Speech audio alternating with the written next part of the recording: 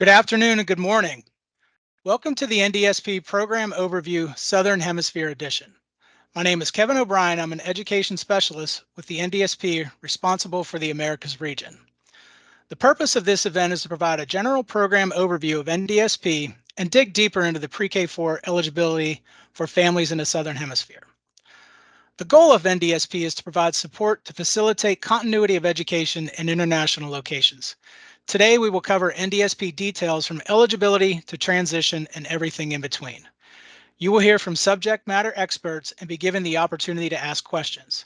This event will be recorded and be published on our website. Next, let's meet our team. This team consists of the following subject matter experts: Lori Edom, me, Dr. Kevin O'Brien, Shauna Federico, Shanna Smalls, and Robert Downs.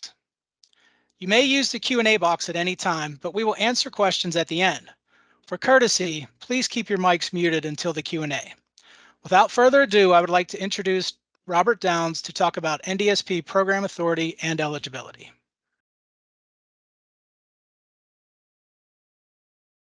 Howdy, folks.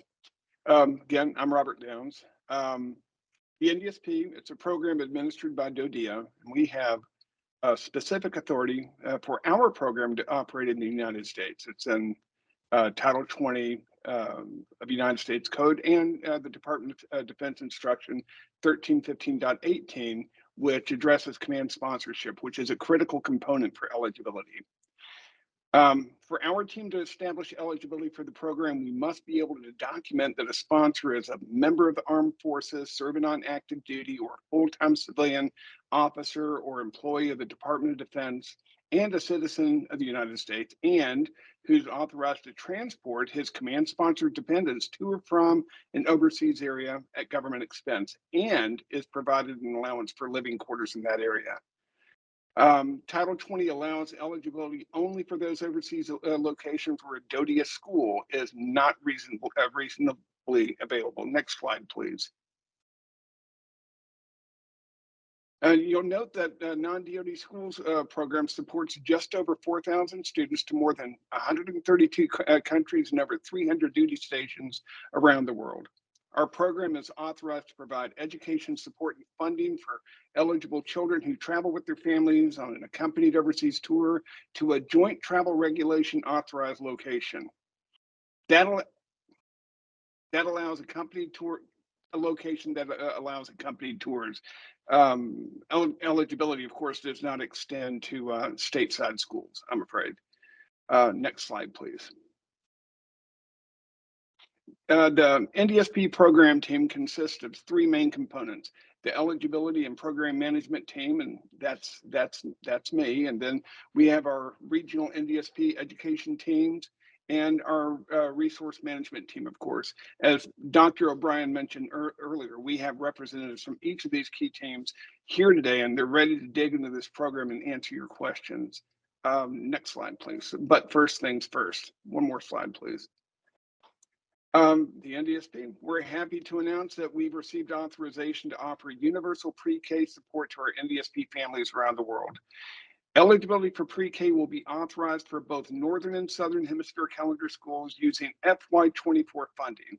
What that means is that we can cover Southern Hemisphere schools for school year 24, beginning the start of calendar year 2024, and for Northern Hemisphere schools beginning in August, September of 2024. Unfortunately, that also means that we can't provide retroactive funding or reimbursement to families who have paid out of pocket for school year 23-24 in prior years. For Southern Hemisphere calendar schools, to be eligible for pre-K, your child must turn 3 years, 8 months old by the first day of school at your child's school. For Northern Hemisphere calendar school, your child must be at least 4 years old by 30 September of the enrolling year. Keep in mind that this authorization does not include a home study or virtual school option. The authorization is only for at-post private or public schools. And one final caveat that we ask you to keep in mind when you're looking for schools is that it's important to know that in order to qualify as a school offering pre-K, the school that you select must also offer a kindergarten and a U.S. equivalent to first grade. Next slide, please.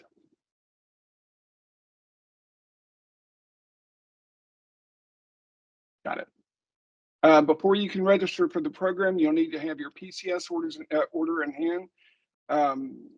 While for the purposes of an eligibility review, we can't use like request for orders. We can accept, web orders in lieu of final original orders for Marine Corps applicants. We need to have a copy of your original orders once you've been issued those orders upon out processing. For Air Force members who are participating in the Early Orders Initiative, which allows families to start the PCS process while the EFMP screenings are being conducted. We'll accept that AFI 973, but final approval won't be provided until you get that amendment, that AF 973. Families with children entering pre-K, kindergarten, or first grade will need a copy of your child's passport or birth certificate. And if your child has an IEP or a 504, you'll need to upload those documents as well to complete the registration process. Other than that, there aren't any other documents that we must have in order to start that eligibility review. School calendars, fee schedules, home study plans, all those items, you can submit those later on, later in the process after we've already established eligibility. So if you have your orders and birth certificates and IEP documentation, you can go ahead and submit your application through the student online registration portal, and we'll take care of that eligibility review for you. And once the eligibility review is complete, you've been registered in our system, you'll find that there are a number of education options to think about. But for more information on those options, I'm going to hand it over to Ms. Shauna Federico. Thank you, Robert. So as Robert said, my name is Shauna Federico, and I'm a member of the Pacific Region NDSP education team. I'm going to take a bit of time to talk about understanding your educational options while in an NDSP location. Okay. All right, while stationed in an overseas location, you'll have 3 educational options. Option 1 is to enroll your child in what we call an at-post school. So an at-post school is either a public or private brick-and-mortar school that provides face-to-face instruction and is within your commuting distance of your duty location. We consider a reasonable commuting distance to be within approximately 60 minutes. Your second option is to enroll your child into an away-from-post or boarding school option. If you choose to do so, you may send your child to a full boarding school. This is primarily at the secondary level. The boarding school you choose doesn't have to be limited to your country of assignment, but it must be outside what would be considered a reasonable commuting distance from your duty location. You can choose any location around the world, but you're limited only by the away from post allowance. So families may also consider to use their at post allowance to board, but they will likely have less funding and limited entitlements for travel and other such. Please be advised that boarding school allowances can only cover the cost of education, room, board, and travel.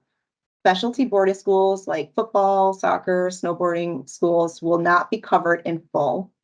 Students at boarding schools will also not be eligible for supplemental funding, which I'll talk about in a minute. We suggest that you talk to our eligibility team, such as Mr. Downs, prior to choosing to send your child to a boarding school. The third option is a home study or virtual school. You may choose to homeschool your child by developing your own curriculum by the blending of different curricula, or you might select an all-in-one packaged curriculum instead.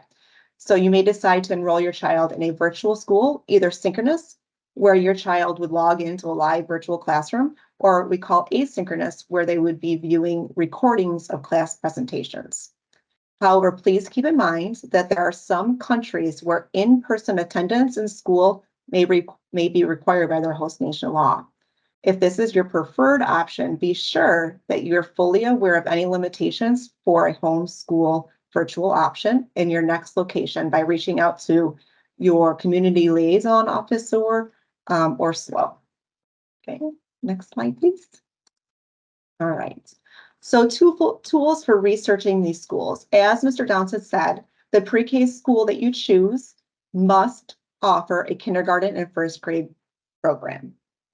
A way to look at and find these is through the ndspmap.com. This provides a list of schools around the world. However, this is not an exclusive list. You could reach out to community members, your school, a school in the location, and NDSP locations. A good reference or a resource are parents in the community or through social media. And just keep in mind that the NDSP does not approve or deny school choices. It's based on your research and due diligence to figure out what is at that school. The school choice must prepare a child to transition to the next grade level. Next slide, please. So as I stated before, my name is Shauna Federico, and I'm an educational specialist assigned to Okinawa, Japan, and I work with countries throughout the Pacific region. However, each country throughout NDSP is assigned an educational specialist. Currently in NDSP, we have a team of 10 educational specialists. We have 3 in the Pacific region, 5 in the Europe region, and 2 in the Americas who cover South America and Canada. Kevin, the other educational specialist on here, and I are the educational specialists whose primary responsible is with Southern Hemisphere schools. So as an educational specialist in NDSP, we can assist with a variety of supports and service coordination. These can include IEP service coordinations, gifted education, academic support, coursework, ELL, 504 plans, transition services, and tutoring. All educational specialists are certified in special education and have held positions at district and regional levels. We work very closely together and can help you with a smooth transition when you're transferring from one NDSP location to another. Next slide, please. As I spoke about earlier, academic support. NDSP can provide pre-authorized academic support under certain circumstances. So for example, a student that is in danger of failing and needs support to complete an academic course and progress to the next grade level. The school requires additional instruction to enable the child to enter a grade, remain in the same grade, or complete a grade in the school. The support could also be used as pre-referral intervention, or we call RTI, for students suspected of having special education needs. Okay. If you're requesting tutoring, we will ask the school for information regarding your child's area of need and documentation, like a progress note, report card, or testing, to show the impact of that need. Once we have that supporting documentation and you agree to the area of concern, we generally authorize one area per week per subject area, but this support can be flexible based on the new needs of your child. However, you are responsible for locating your own tutor, and the contract is ultimately between you and the tutor. However, if you are approved for the supplemental academic support funding, you can file for reimbursement. Once the tutoring is approved, the educational specialist in your region will link you with our invoicing department, who will send you the forms and directions for reimbursement.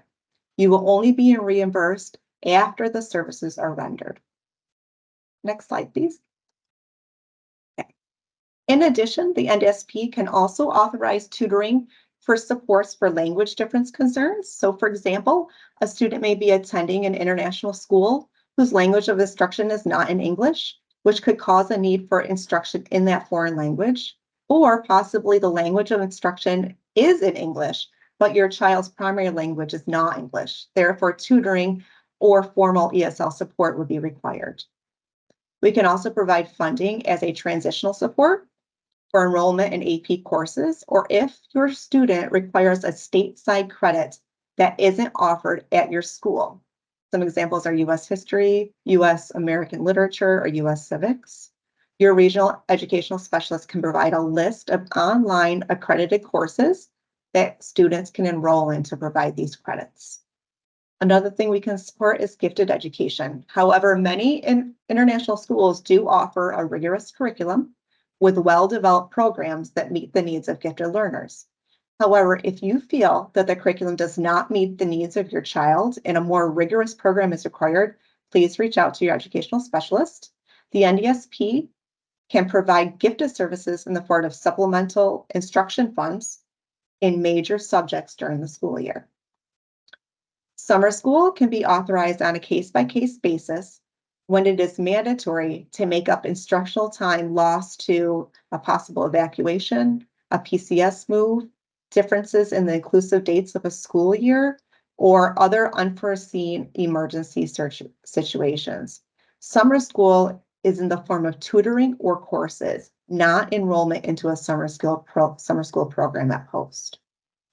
However, overall, it's very important to remember that the purpose of this academic support tutoring is to support your child's ability to meet expected benchmarks or show adequate growth for their grade level, and to be able to transition back to the United States public schools with minimal difficulty.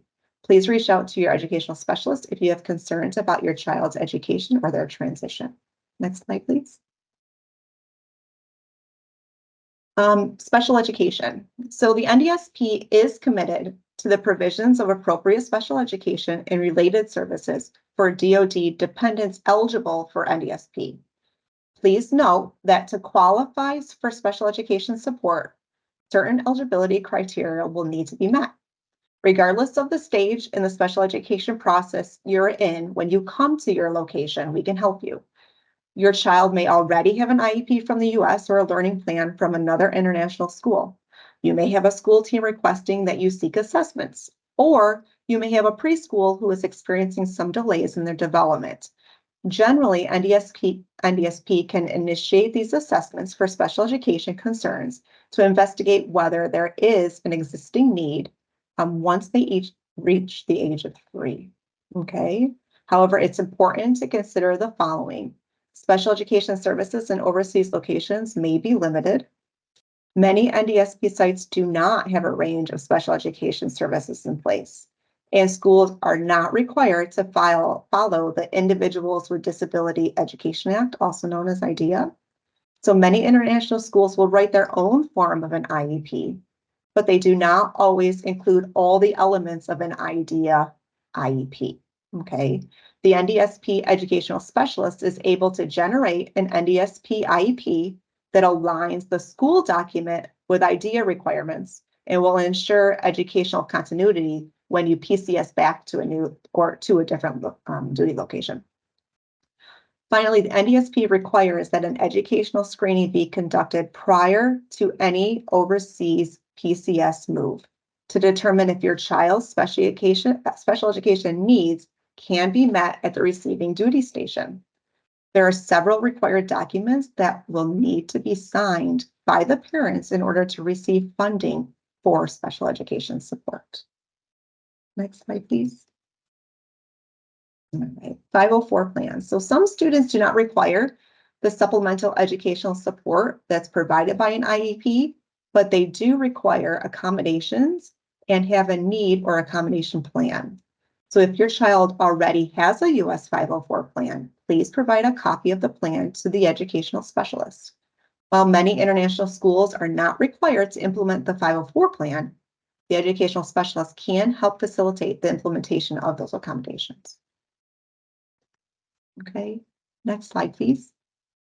Okay, Southern Hemisphere school transition, ensuring a smooth transition. Okay, students that enter a Southern Hemisphere calendar from a Northern Hemisphere calendar will be advanced 1 grade or remain in the same grade based on their date of birth. So for example, if a student completes 5th grade in the Northern Hemisphere calendar in June and begins school in July in a Southern Hemisphere calendar, they will either need to stay in 5th grade or be promoted to 6th grade.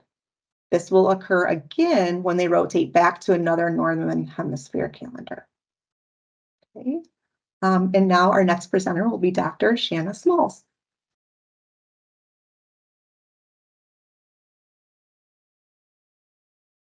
Thank you, Shauna.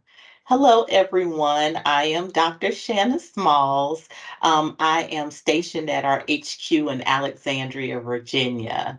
Now, as we know, transitioning from state to state and CONUS to OCONUS locations is a significant part of the military connected lifestyle.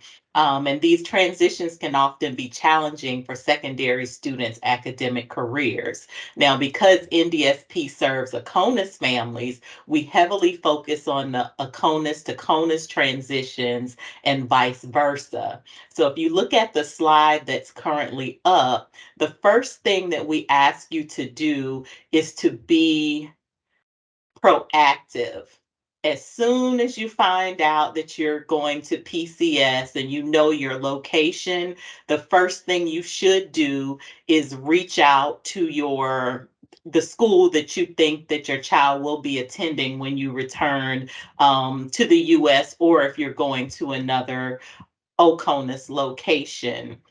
It's definitely essential that you know how the course credits your child already has applies in their new academic setting. So when you connect with your new school, you should find out if they perform transcript evaluations or if they have an internal method of doing so, or if they suggest a service that does so.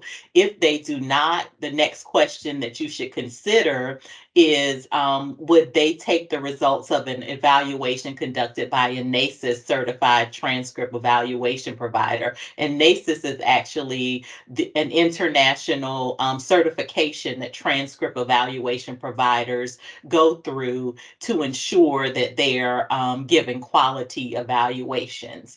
And so if the school that you're transferring to does accept those, that helps make the transition a little easier because it helps them determine your child's placement. If they accept a transcript evaluation, this is something that you can request authorization from through your regional education specialist, and your education allowance does cover it. The authorized ones, provided you have money remaining in your allowance. Now, these evaluations are helpful also if you disagree with the school's initial assessment of what your child currently has. It can give you just a little bit more, to fight with and say, well, this is what a NACIS certified evaluation provider said, can we kind of, consider this also?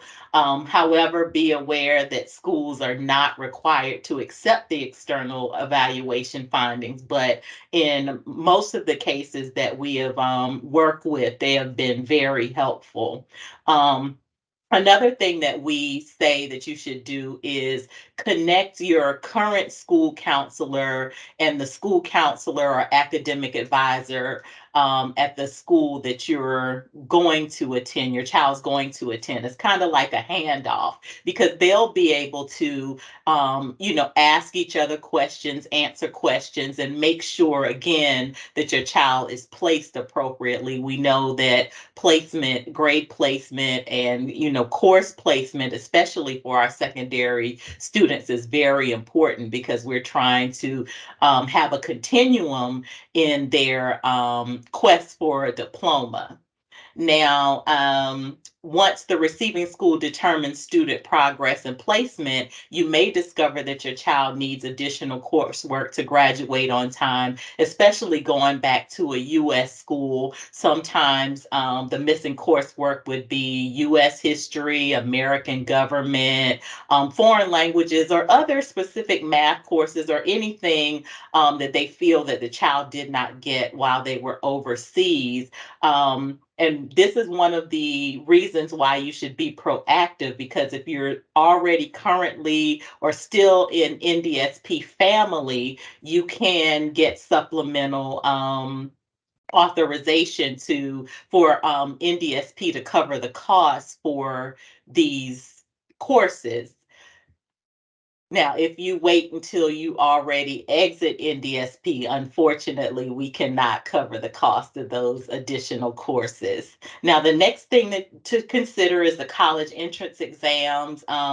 There are several international testing centers. You need to determine if one is close to you, and for more details, you would visit the College Board of the ACT website. And we always note that NDSP students are eligible to take the assessments at the nearest DoDEA location. That may be a little difficult, especially in the Southern Hemisphere.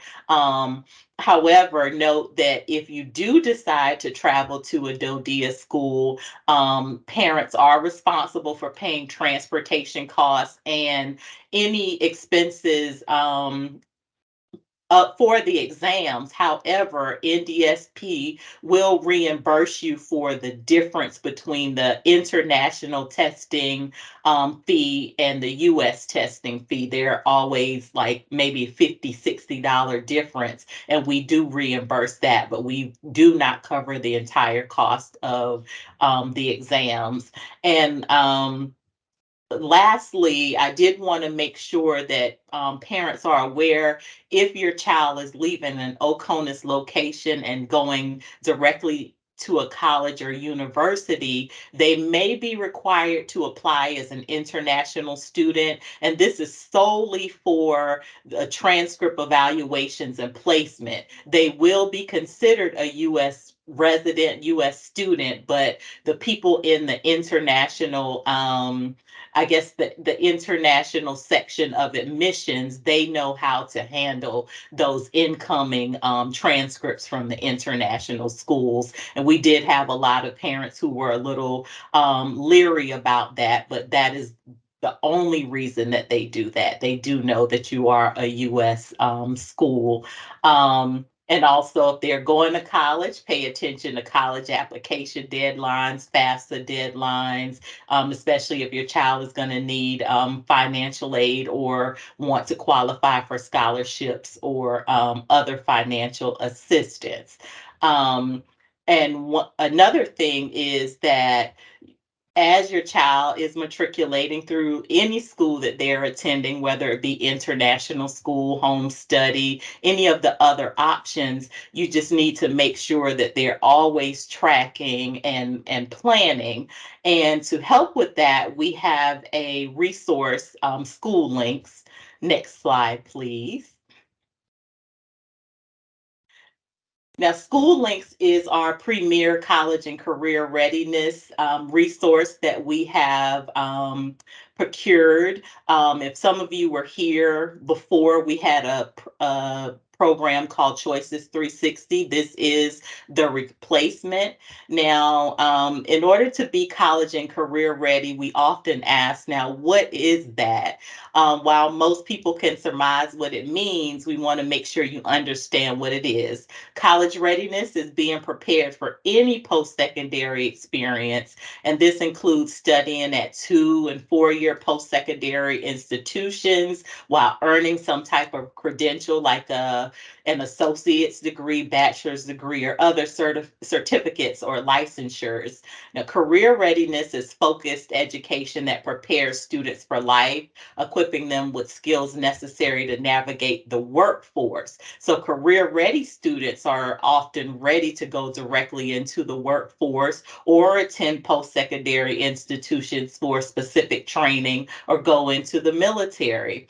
Now, while DoDEA ensures that students have access to challenging courses and opportunities to receive career-focused education, NDSP realized that there was a gap for some of our students, especially our home study and virtual students who don't have access to school counselors. And then we also recognize that with students attending international schools, the counselors do not always specifically provide preparation for life after high school when returning to the U.S. And so this help fills the gap. School Links is available for all NDSP students in grades 6 through 12. They automatically receive an account upon registration with NDSP.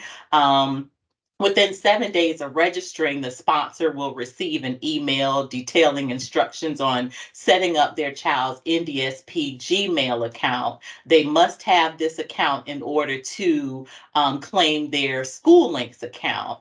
Now, after they claim the School Links account, students can begin to use the resource. And School Links features college and career exploration, scholarship searches, financial aid information, and many other tools, and it's customized depending on school type. For example, home study versus international schools. Home study parents also have additional capabilities to interact with their students, their child's account, and to also help with like transcript building and other things that they need that perhaps students who attend international schools do not.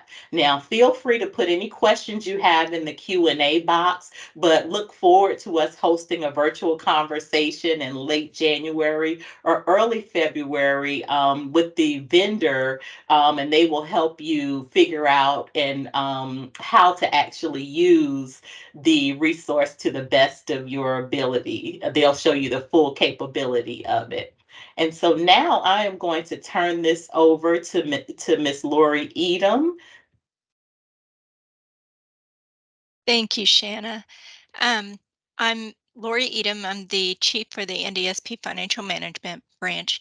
And as we've discussed, the purpose of the NDSP is to provide educational support and financial assistance via an educational allowance to defray the cost of education in an international location.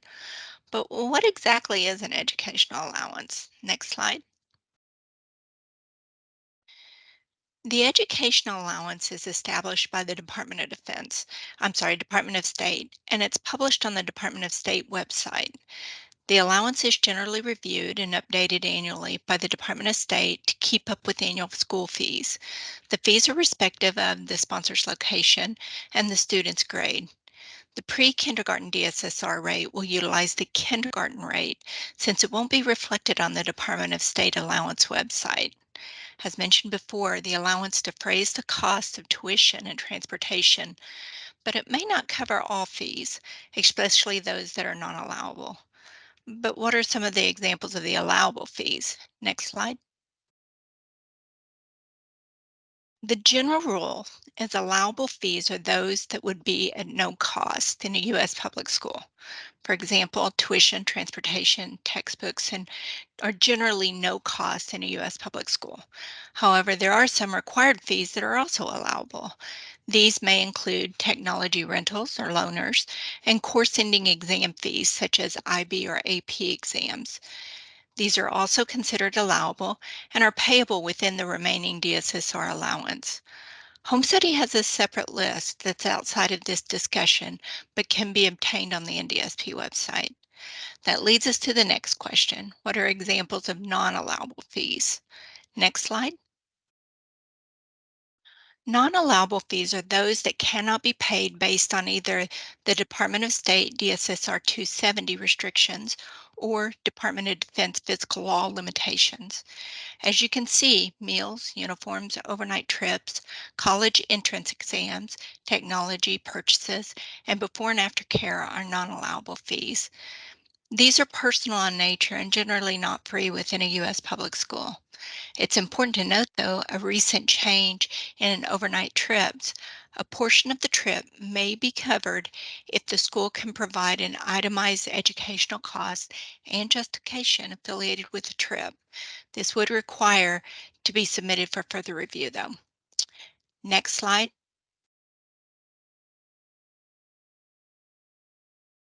It's important to note some of the families are identified as T-22 or Foreign Military Sales Security Assistance Office billets. While the NDSP identifies eligibility for these sponsors, their payments are completed by their local finance commands or their budget offices. Once you receive an eligibility authorization letter from the NDSP management team, you'll know how to proceed with your entitlements. Of course, if you have questions about it, you can always reach back out to them for a further review. You will need to be You will need to provide that entitlement authorization letter to your local budget office so they can obligate the funds on your student's behalf. Your budget office should be able to provide guidance on that specific process. If, however, you are identified as an O&M, Operation and Maintenance 0100 billet, then all invoices will be submitted to the NDSP via the sponsor portal for the NDSP action. Next slide, please. On the next few slides, I'll show you some tricks to the trade to make processing your claim easier and faster and getting those reimbursement funds into your pocket sooner. Next slide. Submitting invoices can be a challenge, but it doesn't have to be. Your child's education allowance begins once you and your child are both in country. You'll need to request your child's itemized annual invoice from the school. It's important that you take a moment to review this invoice to ensure that everything that's being billed is being received. You are boots on ground, and we rely heavily on you to ensure you are getting everything that is being invoiced. While we pay annual invoices for tuition, contracted transportation is paid only monthly, unless of course it's provided by the school. Then we can pay the school either by semester or annually for transportation. Signatures are a critical element for auditability and will be required throughout the reimbursement process. Submit your reimbursement request and payment request via the sponsor portal for a safe and secure, easy tracking. Next slide. Sponsor reimbursement requires a sponsor claim for reimbursement form, an official invoice, and proof of payment via paid receipt. The payment will be deposited into your bank account that we have on file that you provided when you initially applied for eligibility via the Student Online Registration or SOAR application. If you want to change your bank account, you can always update your banking via the sponsor portal. It's important to note, however, the school's contract is an agreement between the school and you. While the NDSP financially supports your child's educational requirements, we cannot legally enter into a contract on your behalf. It's important that you read and understand all parts of the school's contract, especially the withdrawal requirements. This is to avoid potential out-of-pocket penalty costs for you. Next slide, please. What are provider payments? These could be speech therapy, occupational therapy, educational aid, etc. All of these, of course, need an educational specialist pre-authorization. Provider payments require a provider reimbursement for services rendered form, an official invoice reflecting the child's name, services, and the duration of those services received. The payment will be deposited into the vendor's bank account we have on file that was received when the provider was set up as a direct payee. A new payment information form, or a PIF, is needed if the vendor prefers to change this banking information. It's important to note payment can only be made after the services have been received. Again, signatures are a critical element for auditability and will be required throughout the reimbursement process, especially on this form. The vendor signs the form confirming services were provided, and the sponsor signs confirming services were received. It's critical that you do not delay on your signature, for without it, the payment can't be processed for the vendor. Again, submit your reimbursement request and payment request via the sponsor portal for safe and secure, easy tracking. And finally, if you have any questions regarding payments, please do not hesitate to reach out to your NDSP financial analyst. And with that, over to you, Kevin. Thank you, Lori, and everyone. So much good information we've already gone over. I'm going to just go over a few more slides to wrap things up before our Q&A. First, we're going to talk about where to find more information. Our website. The NDSP website is chock full of great information and has recently been revised to be even more user-friendly. On the site, you can find general information, procedures, payments, education support resources, contact information, frequently asked questions, etc. It's a great page. There's a link to it right there on our slides, which will be available when this is published. Next is the sponsor portal. This is a fantastic resource for our sponsors. It provides you 24/7 service to be able to track your child's DSSR allowance, transactions paid, and remaining balances. Access the Sponsor Portal at the link listed there. We ask that you upload your educational claims and invoices via the portal for a safe and convenient way to submit for reimbursement. You can also obtain a Sponsor Portal guide at the website, which provides an easy understand navigation throughout the portal. So contact information, it's always good to be able to get a hold of the right person. Take a look at this slide. Starting in the top left, we have our education support team, and that would be Shauna and I and the other 8. Note the addresses are all very similar, ndsp.education.europe or ndsp.education.pacific. Robert's going to run that top right one most of the time. That's our management site. And anytime you have questions about eligibility, registration, orders, extensions, we're going to refer you to that website. Bottom left, that's our home study support team. That could be everything from allowable to non-allowable expenses, how to submit invoices, which schools to select. We monitor that and determine based on the type of question, who and how it will be answered. And then Lori's with the financial support team. If you have any questions about your financing, your funding, the NDSP portal, anything like that, that's your financial support team. So that wraps it up for today. I know we went over a lot of information, and we really appreciate your time and attention to this. At this time, we wanted to begin by answering any questions. And if there are any in the Q&A section, I'll let one of our team members jump in and answer those. If there are none in there, then we would encourage you at this point, you can unmute yourself and go ahead and ask a question. Hey, Kevin, for the good of the order, I'll read the questions because they don't, when we do the recording, if we don't read them out loud, they don't actually show up on the recording. No one will see them. So I'm just going to go ahead. I did answer a few questions. And by the way, I'm Erica McCoy. Didn't introduce myself earlier, but thanks to everyone for joining. And I'll just read the ones that are there. So the ones that were previously there, someone asked if a parent has forgotten to set up their School Links account, should they send the email over to the NDSP management, or is there another email? And so Shanna, I went ahead and answered that one on your behalf and just said yes. But please be sure to include School Links in the subject line. That makes it a little easier for routing. It was also asked about if the slides would be available, and the answer to that is they will be available when we post this recording. So that will be on our website. I think I just saw another question pop up. There's one about pre-K. Okay. I'm stationed in Australia and I'm interested in the expansion of NDSP coverage for pre-kindergarten. The requirement that the pre-K must also offer kindergarten and first grade on site will end up pushing us towards private schools, as the Australian public school has the early childhood centers separate from the primary schools. So that's a good question. What we're talking about tuition bearing schools. So if the public school system, if you're choosing to put your child in a program that doesn't have a tuition requirement, then your options are a little bit more open. I'm happy to take this, maybe we could take this offline a little bit more to better understand the question. But if there is a tuition component or tuition requirement, then that is where we would, as of now, the requirement is for the school to also offer a U.S. kindergarten and first grade program. So that hopefully helps to answer that question. When registering for pre-K in the NDSP portal, there was no generic pre-K option. Good point.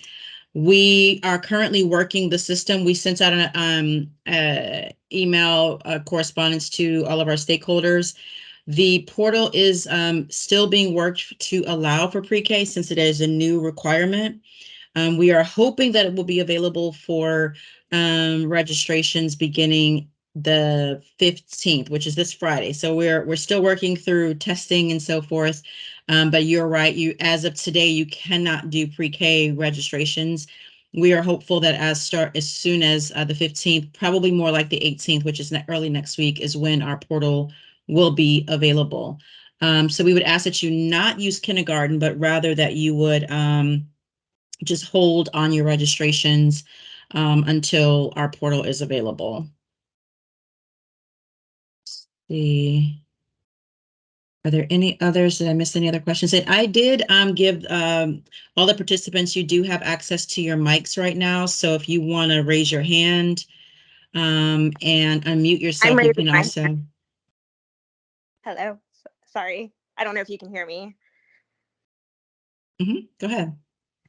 So just to add on to the Australia, I didn't ask the initial question about preschool, opening that up, which I think that's awesome. I'm finding that there's not very many options as far as like public or private. Most of the privates are booked up for years just because of how the schooling like network works here.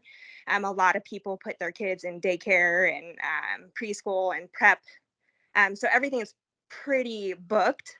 So I guess my question is, as far as like private goes, there's kind of a like there's private schools, there's not really any public schools that offer preschool, but there are like these daycares, but they're not really daycares, they're kind of like an in-between.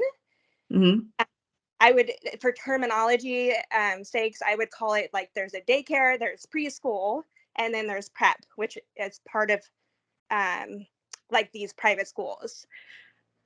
But they have actual educators, if that makes sense. But they don't offer kindergarten, obviously, or first grade.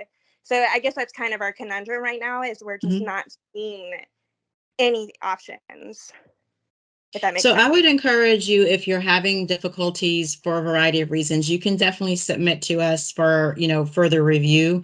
And okay. Let me just, for the purpose of the good of the order, the reason why that restriction is there is because for everyone to understand, the only reason why we're able to offer an allowance for pre-K is because DoDEA operated schools are offering a pre-K program.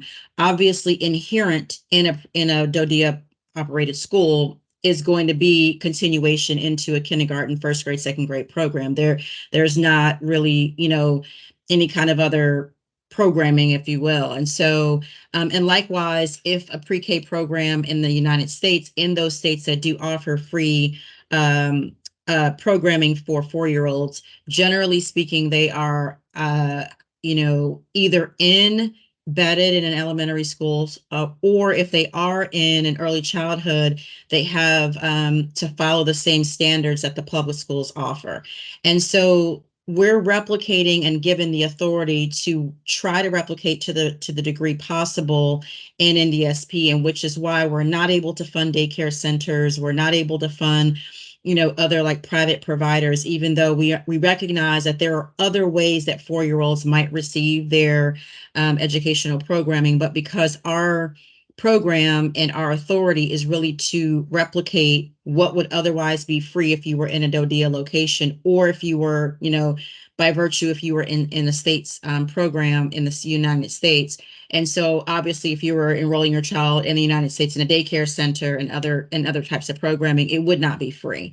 So we realize that in our program, we're really going to be learning. I mean, we're going to be completely honest with you all. This is going to be an opportunity for us to learn together, but we do have to uphold some standards because the way that our authority is really replicating what DoDEA is able to offer at no cost. But that will mean that it might not cover every situation or every kind of facility. And so that's why that current restriction is there. But if you're in a situation where either space or, maybe in your location, there's limitations, then I would just encourage you to write to us and give us a little bit more detail about what's happening, what the options are. And then our senior leadership can take a look at that and make some determinations about if we're able to make any kind of exceptions. But I would say that, I'm just, again, wanting to explain the rationale for why that restriction exists.